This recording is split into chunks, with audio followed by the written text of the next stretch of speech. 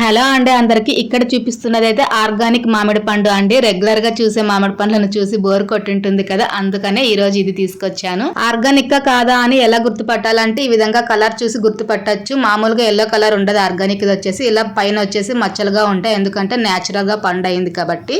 దీన్ని మా ఆయన ఫ్రెండ్ ఇచ్చారండి. వాళ్ళైతే అన్ని ఆర్గానిక్ ఫ్రూట్స్ అమ్ముతుంటారు. అంటే మీరు అమ్మాయి ఆర్గానిక్ కాదా, కెమికల్స్ యూస్ చేస్తారా అని మీరు అడగచ్చు. ఆర్గానిక్ కి నార్మల్ గా మార్కెట్ లో దొరికే ఫ్రూట్స్ కి చాలా డిఫరెన్స్ అయితే ఉంటుంది.